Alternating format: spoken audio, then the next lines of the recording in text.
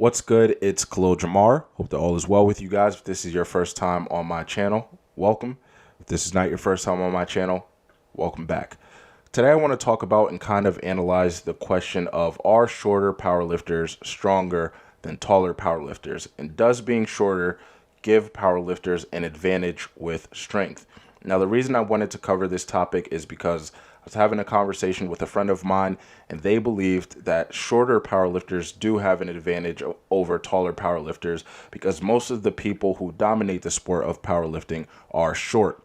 And when you think about it, that is not far off from the truth at all. I mean, you can look at Johnny Keiko, you can look at Taylor Atwood, and you look at Ashton Ruska. Most of these guys are relatively short, but I don't think that means they have an automatic strength advantage, because if you look at the world's strongest man winners, Tom Stoltman and Thor, both of these guys are well over 6 feet. They're actually closer to being 7 feet tall than they are closer to being 6 feet tall. Now, while this is true, this is in strongman, not powerlifting. So while it might not be true that height contributes to having an advantage in overall strength, the sport of powerlifting may be designed in a way to give shorter powerlifters the advantage. Now, as we all know, there are three main lifts in powerlifting, which are the squat, the bench press, and the deadlift.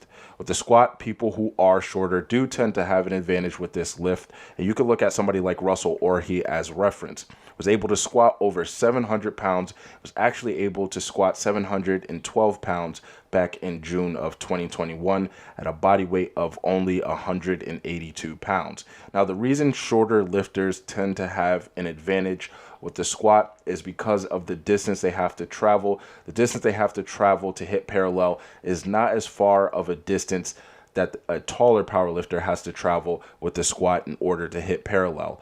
Also, limb length and torso length are a huge factor within the squat as well. I talked about this a little bit in my second to last video about Taylor Atwood and sumo deadlifters and how limb length and torso length affect the deadlift, but I didn't really talk about how it affects the squat. Besides shorter lifters having an advantage with this lift, lifters with long torsos and short legs also have an advantage because they don't have to travel as far to hit parallel as other lifters do. Now, with the bench press, height doesn't really affect this lift at all, but the length of one's arms do, of course. And I cover most of this and, kind of the theory behind it in my last video about SSJ Bob and how people with long arms see success on the bench press.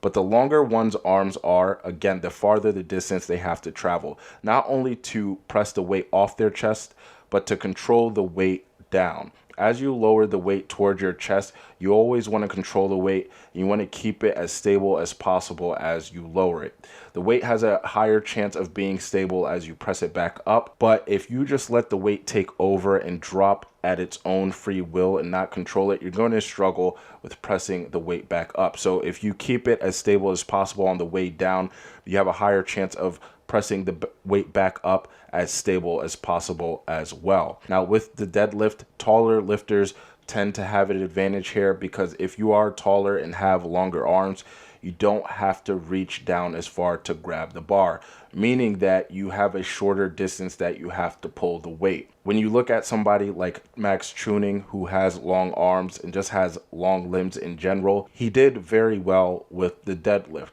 At 163 pounds, he was able to deadlift 622 pounds, which is very impressive. And there's no doubt that his arm length did contribute to the amount of weight he was able to pull and the amount of weight that he was able to deadlift. So all in all, shorter lifters tend to have the advantage with squat. Taller lifters tend to have the advantage with the deadlift. Now, bench press is the only lift where it seems that height doesn't really affect the lifter.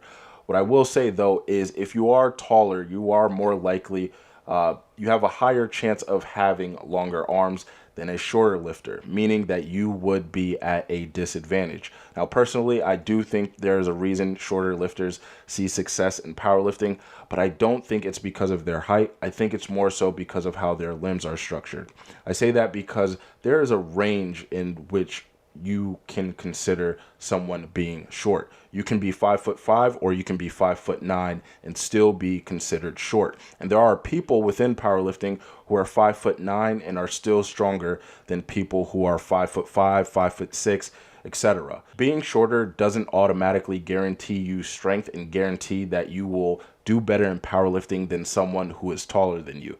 It's all about understanding how your body is structured and capitalizing on your advantages as a lifter. But guys, that is the end of the video. Thank you for watching. If there's anything you agree or disagree with, or anything that I missed, leave your thoughts in the comment section. As always, thank you for watching. Make sure that you do like the video and subscribe to the channel. I'll see you guys later.